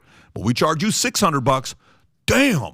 There's a part of this where I'm like, look, you know, I don't mind giving you a patent. You ought to get it because we want innovation in this space. No question about it. Like, listen, cancer, we got to cure it. And there's respect to a lot of advancement that we have made. We have to salute. 100%. My dad's 81 years old. He should have been then at 65 years old. Ken Golden, who is one of the original guys from Home Depot, billionaire, $4 or $5 billion guy. He had a phenomenal debate with Elizabeth Warren 2-3 years ago. He said, my dad died at 62 years old. He's saying this in his book, I Love Capitalism. He said, but if my dad would have been born 20 years later when they invented blood thinners, my dad would have lived in his 80s. He says, because I've been on blood thinners since I was 60 years old. And he's now 83, 84 years old. Wow. So what an interesting testimony. So we want the innovation, but guess what? 20 years patent? I don't know about that. How about we lower it to 5 years? And then 5 years later, the person that came up with the patent, you get to sell it to other people, and whatever they sell, 50% comes to you, which means you release the patent that there's still some kind of profits coming back to you. I think this is another thing that's going to force Big Pharma to be more honest. If we eliminate advertising and if we minimize the patent from 20 years to 5 years, it becomes a little bit more competitive. You make a great point. We have Medicare and Social Security, which is a safety net, originally designed as a safety net to help the elderly. So there is a very real spreadsheet that goes on in Medicare to getting life-saving drugs, life-extending drugs to these people. And it is kind of funked up that the drug companies have less of a copyright or patent than Mickey Mouse. A couple years ago, you read about how hard Disney was working to protect the image of Mickey Mouse because of its commercial value and the branding value to Disney. So why do we have those things which argue that, hey, it was built by a company, it's entertained by people, you can do it, but it's not necessarily as critical as other drugs are. And I think what you're bringing up, Pat, is instead of opening the floodgates to the generics, because they always talk about the Canadian generics. If you go deep into the Medicare discussion, you go straight to the Canadian generics. 24 months after the expiration. Hey, well, why can't we buy the Canadian generics for our older people to say, hey, you can still get your Lipitor, but you'll just get the Canadian generics. It's a lot less because the patent's up. Now we can get it over here. Why not make the licensing option take away the advertising and provide a longer-term licensing option at the same time finding ways to, make the drugs themselves more affordable? Because we can all scream about the cost and everything, but there's a couple realities. The competitive set in the United States is resulting in these drugs. These drugs are not being invented around the world. And this is the reason at Johns Hopkins, you've got, and you know about this, you're familiar with Washington, you've got entire floors at Johns Hopkins have special security because foreign dignitaries are coming here for advanced healthcare services. Why is that? Because the competitive set of capitalism and things and free enterprise in America are resulting in competing to make medical instruments and stuff. So the right thing is happening because that competition is resulting in great things. But then long term, we need to get the cost under control. And you take away the advertising, and Pat, you're right. You put licensing on it, and you will take 5 steps in that direction. I have a question for you, Jeffrey. It's kind of moving away from the drug stuff, so I don't at first want to stay there. But it is regarding what we were talking about, and that is, of course, CNN. You worked there for how long? 20 years. 20 years. So when you were hired, who was the CEO? Wow, there was a lot of turnover at the beginning. It was Walter Isaacson was the CEO who hired me. Walter Walter Isaacson. Yeah, he was. He left a little known chapter of his career. Mm. He was the editor of Time Magazine, and at that point, Time Magazine was owned by Time Warner, which was part of the Time Warner company. And briefly, he took over CNN and he hired me. He used to joke that was the only good thing he did while he was at CNN. I don't know. I hope he still feels that way. But Walter left CNN and then started writing all these terrific books. When did you work at CNN? What year was it? when did I start? I was at ABC from 96 to 2002, and then CNN 2002 to 2022. Was Ted Turner still around at that time or no? Well, I mean, Ted Turner is still around. No. But I mean, he was not a over presence. the company. No, Okay, he was not. How different is CNN then than it is today? Considerably different. When I started, it was still in the era of the line that, and this is a Ted Turner line, was the news is the star. That it was not about the personalities, other than Larry King, who was 9 to 10. The anchors were not particularly well known. And it was very much like a sort of wire service, like the AP, and that is a dramatic transformation from where it was. Now, the key point about 2002 is that the internet was still in its infancy. So if you wanted news, you really had to go to CNN. As the internet became ubiquitous, people would get the news first on their screens, then on their phones, and by the time you turned on your TV, you already knew the headlines. And that's when CNN really started to change a lot. And you were there up until 2022, I want to say. Yeah. So going back to my initial question regarding the CEOs, you were there. Jeff Zucker was there for a decade or plus. Yes. And then recently Chris Licht was hired, then fired. Yeah. I don't know if there's a new CEO right Not now. yet. They haven't hired. Okay, someone. gotcha. Yeah. So you said that things have changed significantly. Yeah. You said, the news was the star. Right. We've seen recently the stars have actually been fired. Don Lemon, Cuomo. Right, yeah. Anderson Cooper's still there. Wolf Blitzer's still there. You made a little joke about the average age of the audience is dying or actually dead. Yeah, same thing. That's approximate. Yeah, of course. Give or take a few years. If grandma's watching, I love you. Stay strong. Right. The whole narrative about mainstream media is that it's a dying, legacy media is dying, and that the average age of people is dead. The other narrative is that they've lost their credibility, and that goes across the board. If you talk people on the left, Fox has no credibility whatsoever, zero. Why could you even trust that? The most trusted name in news, what have you? And then you go to CNN, it's like anyone on the right is like, it's fake news. It's fake news. We've all this narrative.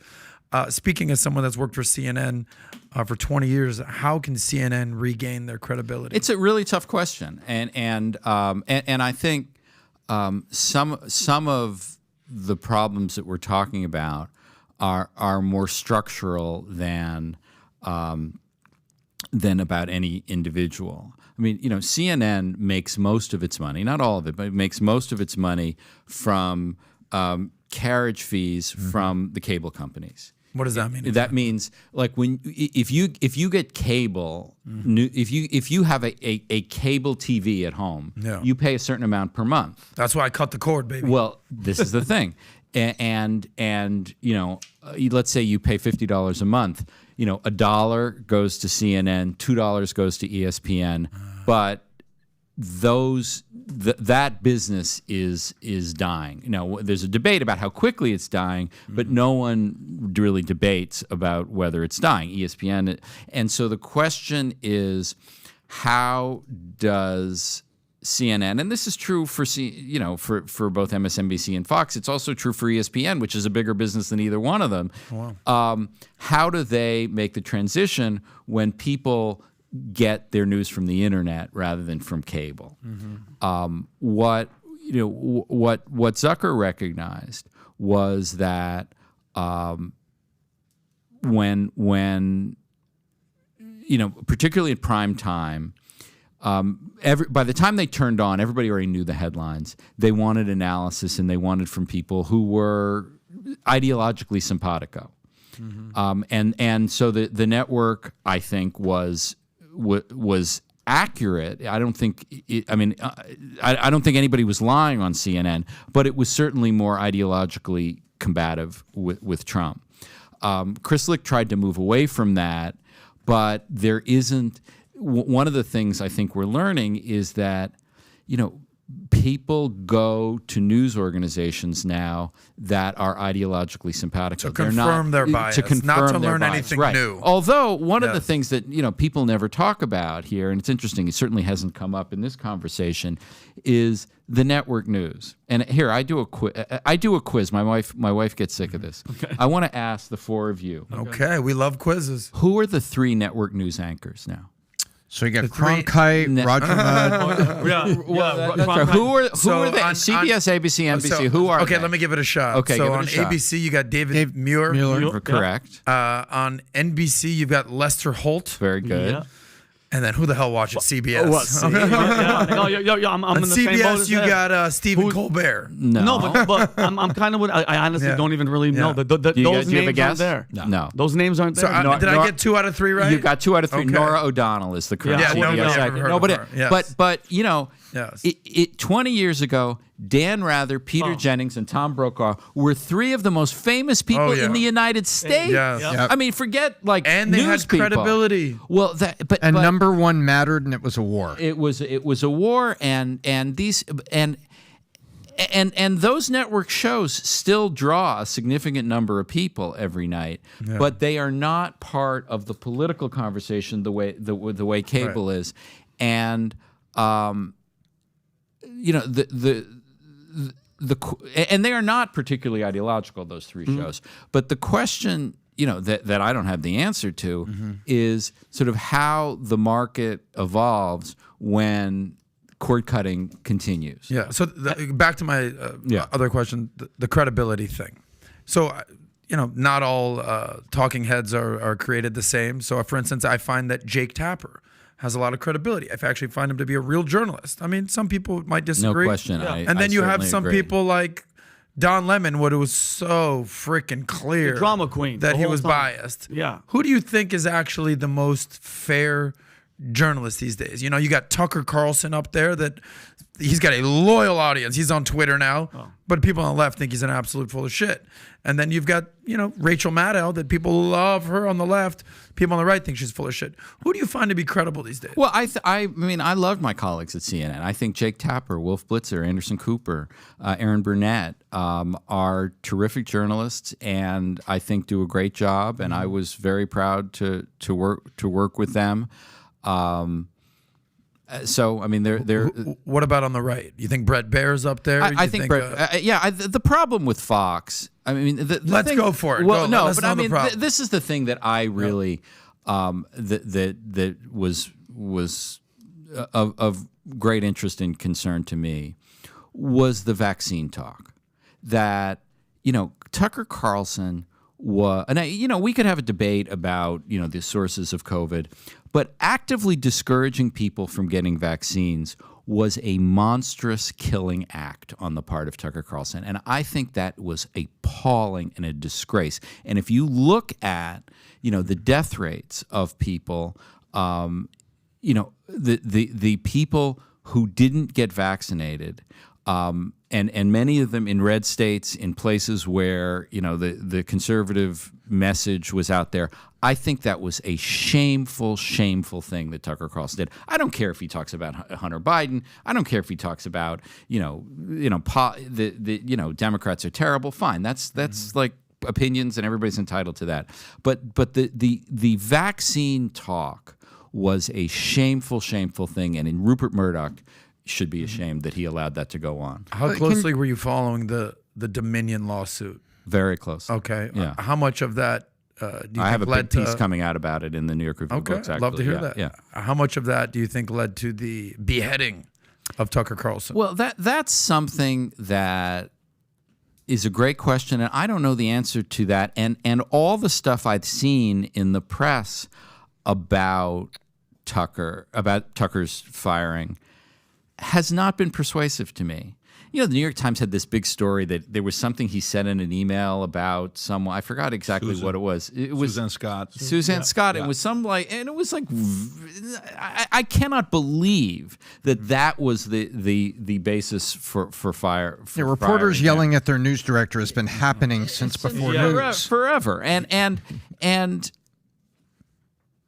the departure of Tucker from Fox as far as I can tell, at least so far, has had really bad business implications for them. I mean, they have not. Trump called out Brett Baer pretty hard on that. Well, we'll see when they appoint a new anchor to that spot.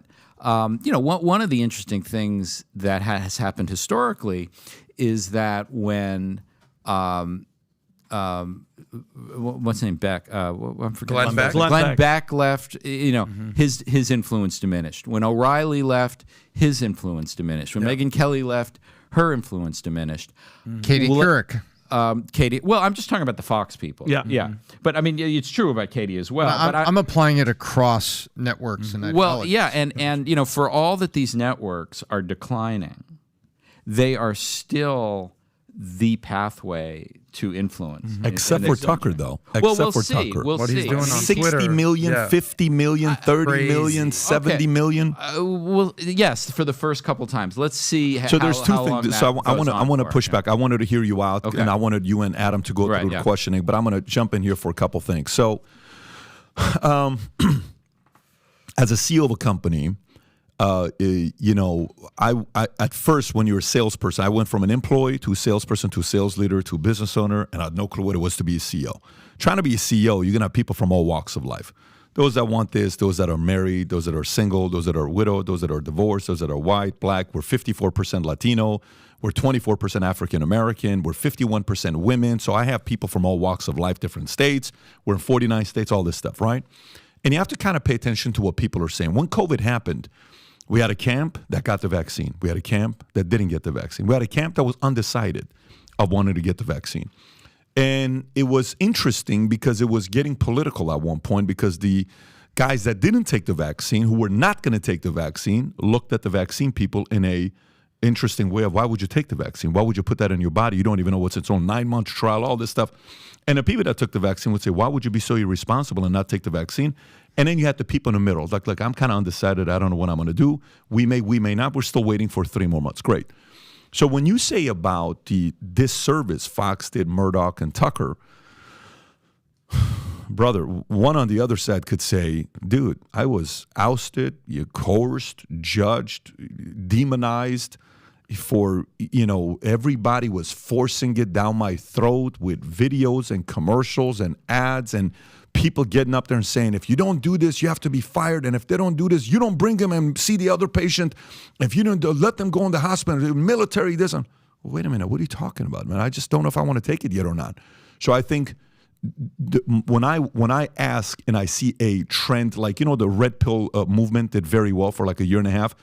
These are men that are like, dude, I feel like I don't have any girls out there for me. There's no dates. All the guys are getting the hot girls, and I don't have anything left for me. No one's interested in me. I'm alone, dude. I need a girl. I want to date somebody. This whole dating gap ruined my life. At least back in the days, if I'm in a little city, Toledo, and I like Karen, and she was only competing with 17 other guys, it was me versus 17, and I'm number 3 out of the 17 guys in my city. I have a chance with Karen. Today, Karen got one Instagram account. She gets 16,000 DMs. There's no way I can compete with Karen, and they're willing to fly her out to go to New York with them. So the competition for the guys, they took a hit once the dating sites came out.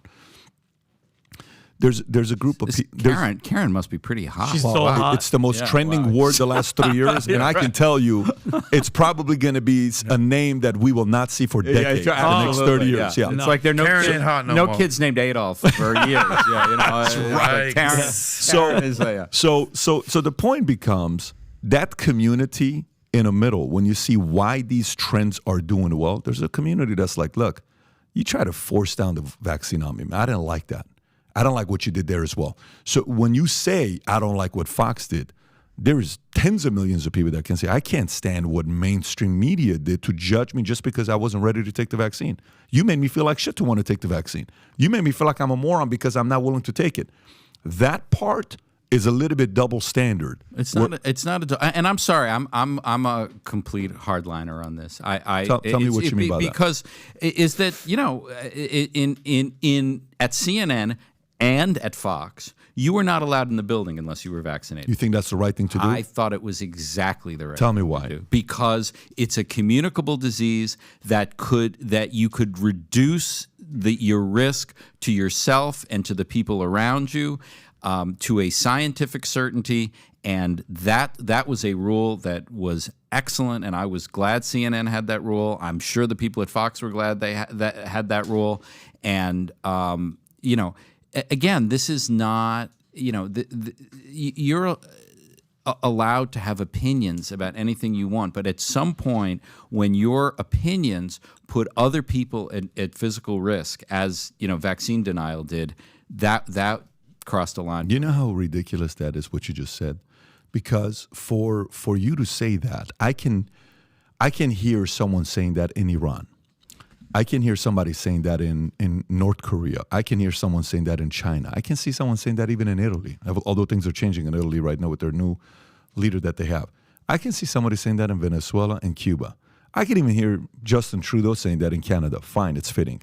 America? But they Freedom? said that. They said Freedom? that the CEA. But it's you're not free to put other people in danger. Wait a minute. But that's what that's and it wasn't me who said this. It was the leadership of these companies. Well, listen, there's a lot of people now that are sitting there saying you forced some people to take it. They had repercussions, side effects. It affected a lot of people negatively, and you forced it. And for us to sit there and say, with 100% that it was the right move to make with only 9 months of data that they had, I think that's a little naive. Now, don't get me wrong. Mm-hmm. We can sit there and look at certain vaccines and say, okay, like, some people are like, none of them, you got to go. No, I'm not saying that.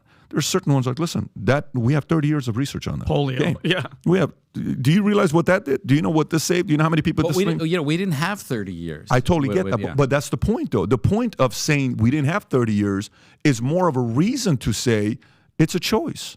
You either take it or you don't take it. Wow. If you disagree. I know, that's okay that we disagree. All I'm saying is that the part where when you say, I don't like what Tucker did, Tucker spoke to a lot of people that were part of that camp. You know how many people in the military that love America, that love being a Marine, that love being, a Navy or Air Force or Army were forced to leave their jobs they love? You know how many people? Nobody forced them to leave their jobs. Oh, they had no choice. No, your choice was to take the vaccine. And if I don't take it, I'm out. Correct. Yeah, that's force. Correct. Well, that is force. Absolutely. Yeah. And that's a good thing. You think that's a good thing? 100%. Okay, so let me go to a different direction because this force thing is trending a lot lately. Mm-hmm. What do you think about ESG and what BlackRock, Vanguard, and State Street is doing? That's so completely different. But that's I'm also not an expert in that. I don't know. Okay, you're not following ESG. I mean, I'm vaguely aware of it. But it's not something you have an opinion on. Not really. So then let's go back to this. So you're okay with us forcing something like that on somebody? So here's it's like your kid can't go to school unless it's got the measles vaccine or the polio vaccine. Not all schools. This is why some people leave and they can get religious exemptions, and I get it. And those vaccines are also tested, whereas the for COVID how many vaccine years? wasn't. And then, Jeff, what do you say to this? So on my show today, I have a captain, Army Captain Katie Hernandez, coming on my show. They told her, if you don't get this vaccine, you are getting kicked out of the military. They forced her. She went to the Capitol Hill, and they made her take it. Guess what she has right now? Myocarditis, Pat. She's driving in a car and she felt like she had a heart attack. What do you say to those people that were forced to do it because it's the government, and now she is suffering? She has heart problems because of something like that. You don't know that the vaccine caused her. They're saying they said it. They said that she did. I don't believe. Okay. How she get myocarditis all of a sudden? She's a healthy 25-year-old girl. By the way, you also don't know that it didn't. I don't. So, but the point is that both of us could be right or wrong. That's the choice. You could be right. I could be. Except the vast weight of scientific evidence was behind vaccines. Okay, so not necessarily, because we didn't have a lot of debate. Anybody that had an opposing argument, they got silenced. There were doctors out of Bakersfield, these two doctors that they got up there and they gave their argument. The video got 20 million views. First 24 hours, the videos, all of them were taken down. They couldn't even give. These are doctors. These are medical professionals that we're supposed to respect. You couldn't have an opposing argument. So again, let me give you the leaks in this argument for a guy like me that I've been a registered independent for probably 20 years who liked Clinton, and I voted for Clinton, but I voted both sides of the aisle as well. When I sit there and I think about, for me, if I have a girl pregnant and I chose to have unprotected sex with this girl, and it's my responsibility when I had unprotected sex, for me, I'm going to sit there and say, hey, I took responsibility. I didn't have condom. I was excited. We had sex. You're pregnant. Whatever you choose to do, I support it. I'd support you having a baby. But it's your body, you got to do whatever you got to do. But if you want to have the baby, for a lifetime, I'm going to take care of this kid. I'm in, okay? Great. That's my position. But for me to not listen to what women are saying is important to them, that's arrogant. Who the hell am I to not listen to their argument? What do you mean? No, you should do this. No, I'm a Christian man. I understand what my positions for my faith may be, but I have to hear you out for your argument. And it's not like it's 20% of women saying this. It's not like it's 8% of women saying this. It's in the 60s. Now, you see some places say 40, 50, 60. It's 67% some places. We've seen all these numbers. I have to hear them out, right? So the part where there's contradictions in the argument is, why are you forcing women to have an abortion? Let them have the choice. Then why are you forcing me to take the vaccine? This is when the contradictions exposes hypocrisy and there's leaks in the argument. And an independent guy like me that's purely logical, data-driven, that's just kind of like, I want to hear both sides of the argument. My mother was a communist. My dad was an imperialist. My entire life it was about debate. I mean, great dinner talk. No, I'm telling you, that's what I listened to. One thought rich people were greedy. The other one thought poor people were lazy. This was the argument in my life that I had to listen to for 20 years. Mm-hmm. So for me, I want to hear both sides. And I say, you know what? The guys that don't want to take the vaccine, I think you have a valid point. I totally respect it. So my board and the investors one time, they're like, well, Patrick, we have to have were you on this? I don't know if you were on this call. Maybe. Immediately prior to me, because I know who you're talking about. We had this board meeting, and emergency board meeting, we didn't talk to Patrick. I'm the CEO and the chairman. Okay. Yes. Hey, what's your position on getting your guys to get vaccinated? What do you mean? Are you going to get your guys vaccinated? A lot of the guys are, and some of them are not. Okay. So are you thinking about sending somebody for these guys to take the vaccinations? So what do you mean? How about if we pay to send somebody to offices to get everybody vaccinated? I say, it's not my style. It's not what we started a company for. Well, let me tell you what it is. If you come into Citigroup, everybody's vaccinated. If we're going to go meet with these investment bankers that are thinking about buying our company or investing into our company, you have to be vaccinated or you can't go into the meeting. So we use the technology that you and I don't like. Zoom is what we use. Okay, so we had these meetings with these people and say, let me tell you this. So, okay, we can only have the meeting there. All right, no problem. Preferably, I'm a face-to-face guy. I want to sit with you and talk to you. You know what I eventually did? I eventually made a video, and I say, guys, some of you guys are going to like this video. Some of you guys are not going to like this video. My recommendation to you all is the following. If you're vaccinated, don't force the other side or judge them if they're still going through the process of thinking about getting vaccinated. If you are not vaccinated, don't judge the other people that chose to get vaccinated. If you're wondering where I'm at, my wife and I and our kids are not yet vaccinated. But my dad, who is conservative, like at the highest level, like I'm talking like super conservative guy, he's not only vaccinated, he's got 4 boosters. And my nanny, who is not our nanny anymore, she's like a grandmother because she's been with us for 15 years. Like this woman, whatever she wants, everything's on me. I take care of this lady. She got vaccinated. And she has all the boosters. Both of them do. So it's not a, Dad, why'd you do this? It's, dude, what do you want to do? Salute. This is what we're doing. So the part about Tucker that you're talking about, I think he tapped into an audience that was also relating to not wanting to be forced, and they want a choice. So I think there's a little bit of leaks in the argument of it's the right move to make to force people to take the vaccine. That's all I'm saying. As with a lot of issues, I know a lot of people don't agree with me. Yeah. And that's fine. Yeah. I'm not, this is one of, it's interesting about why people get into journalism. And when I used to work at the New Yorker, there was a very elaborate fact-checking process. And the fact checkers tended to be young and kind of idealistic, and this scene often would happen. I'd write about a controversial thing, and sometimes a fact checker would say to me, when your story comes out, what do you think's going to happen? And they'd say, what do you think's going to happen? And I said, what's going to happen? People will read it and they'll go, interesting. And that's all. That's fine. I mean, that's all I wanted out of my journalism. I am not someone who writes and goes on TV or writes books because I want to change the world.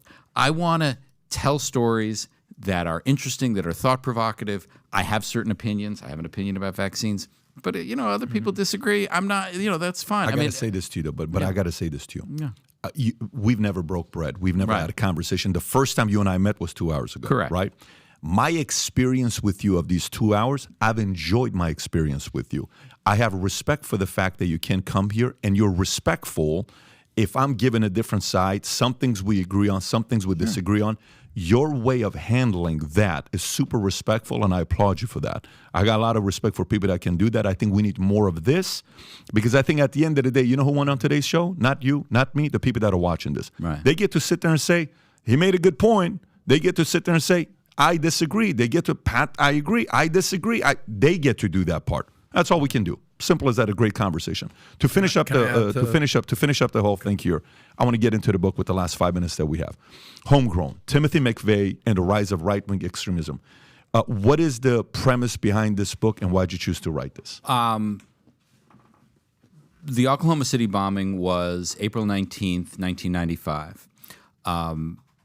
2 years later, McVeigh and Nichols went on trial. The trial was moved to Denver. And I covered the trial. I was then working for ABC and the New Yorker. So I was well steeped in the story, but time had passed, and I never wrote a book about it.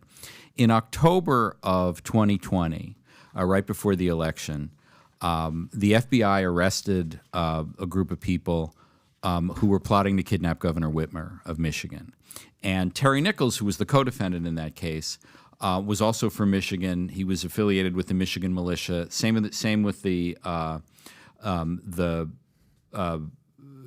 people who were involved in the kidnapping. And I thought, wow, this is similar. January 6th happened a few weeks later.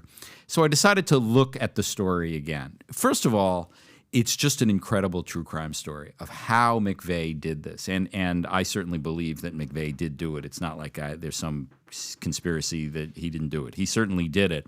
And the way he organized it, and the way he, got the fertilizer and the racing fuel and rented the truck, it's just an incredible story. But McVeigh has since been portrayed as someone who was like a lone wolf and an anti-government person.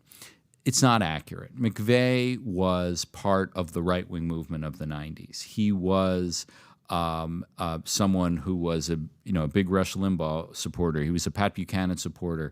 He was someone who was obsessed with the supposed fear that the government was going to take his guns away.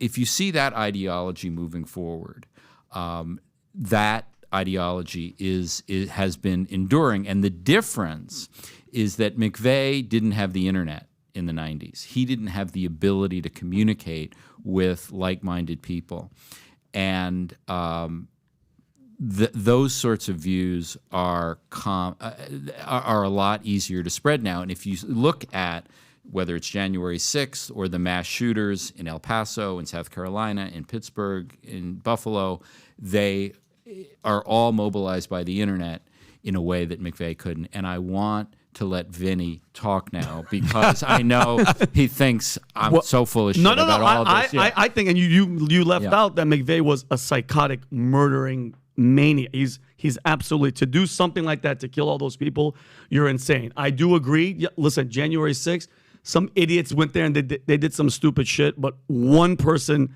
died, and it was Ashley Babbitt. She's a United States military veteran who was shot and killed. And we just found out again through all the Twitter files how many FBI agents were down there basically. And I saw the video of Ray Epps. Literally, yeah, if all those undercover FBI agents hadn't been there January 6th, how many more would have been killed? No, what I'm saying is yelling at people, inciting violence and rioting from agents, on the floor agents, let's just be honest with each other, pushing people in to go do it.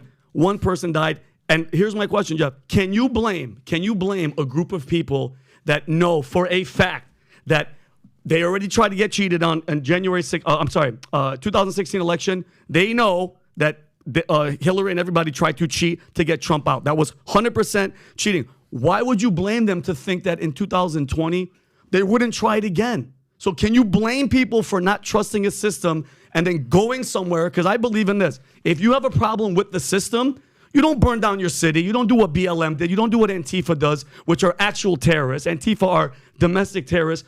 You don't burn down your city. You go to the heart. Those people, some of them stupid as hell, I agree. Some of them vandalizing and beating the shit out of people. But when you have a problem with the system, you don't burn down your city. You go to the system. You go to the government, and they did that. And I get it. When people say threat to democracy, I don't believe that was a threat to democracy. I think that was a bunch of pissed off people that were screwed once, and they believed, I don't believe it or not, they were like, you know what? I think we got cheated again, and they went to the heart of the source. That's it. The protests are completely legitimate, and that's as an American as apple pie. I agree. Protest, but it's not legal or appropriate or in any way defensible to break into the Capitol. I agree. Say, They should be held accountable. Absolutely, and I agree. that's all I agree we're with talking you. about. I mean, Yeah. we're only talking about the people in the Capitol. We're not talking about the people at the Eclipse agree. Yes. who were at Trump's rally. You know, Yeah. and also I think, you know, we don't know exactly what went on behind the scenes, but I don't think you can prosecute Trump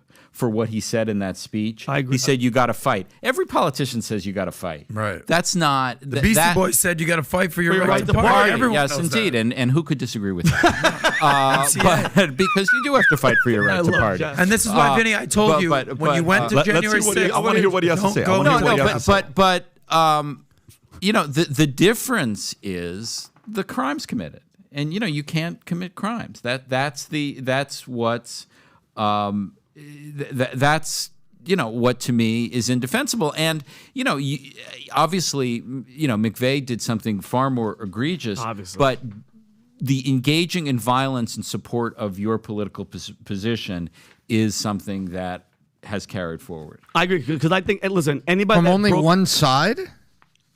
I mean, this is something that I deal with in the book. This fantasy that Antifa is somehow as dangerous as the right is if you look at the statistics, 75% of the political crimes in this country have been committed by people on the right. Antifa is a tiny percentage compared to that.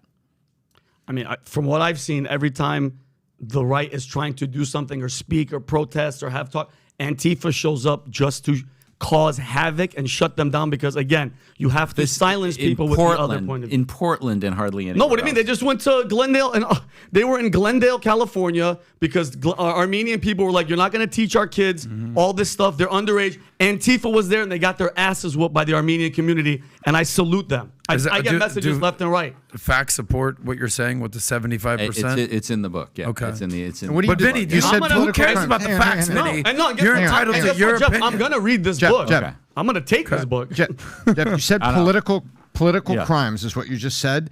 Can you break that down? I know what a violent crime is. I know what aggravated assault is. When you say political crime, 75% politically of- motivated crimes. Politically Okay. motivated crimes. You know that you know like the Muslim extremists who shot up I forgot which fort it was, one of the army bases, the psychiatrist In Maryland who or shot in it. Fort No, it Hood, was Texas? Fort Yeah, Hood. he shot everybody. Fort Hood. I mean, that was a politically motivated crime. It was Islamic terrorism.